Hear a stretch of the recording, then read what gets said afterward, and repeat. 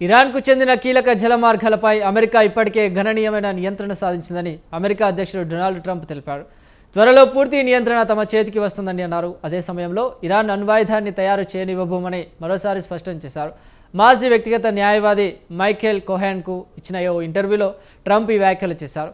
ఏ జలమార్గాల గురించి మాట్లాడుతున్నారన్నది మాత్రం ఆయన స్పష్టంగా చెప్పలేదు.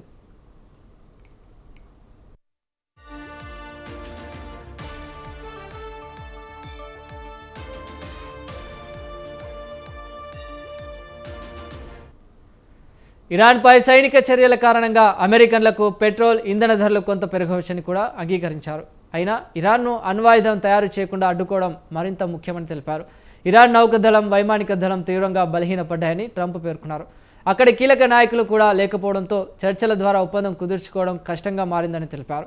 ఇరాన్ క్షిపణులు, డ్రోన్ల తయారీ సామర్థ్యం భారీగా దెబ్బతిందని ట్రంప్ వ్యాఖ్యానించారు.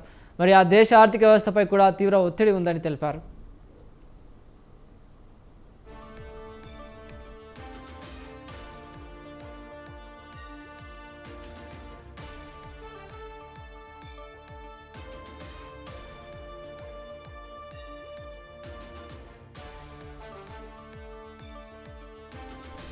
ద్రవ్యోల్బణం పెరగడం, కరెన్సీ విలువ పడిపోవడం వంటి అంశాలను కూడా ప్రస్తావించారు. ఇరాన్ అణ్వాయుధం తయారు చేసే దశకు కేవలం 2 వారాల దూరంలో ఉందని తమకు సమాచారం ఉందని ట్రంప్ తెలిపారు. అందుకే ఇరాన్ అణు కేంద్రాలపై B-2 బాంబర్లతో దాడి చేశామని తెలిపారు. ప్రతి బాంబు లక్ష్యాన్ని ఛేదించిందని పేర్కొన్నారు. ఇరాన్ వద్ద అణ్వాయుధం ఉంటే ఇజ్రాయెల్తో పాటు పశ్చిమాసియా దేశాలకు భారీ ముప్పు ఉండేదని ట్రంప్ అన్నారు. ఇజ్రాయెల్ భద్రతలో తన పాత్ర కీలకమని కూడా వ్యాఖ్యానించారు.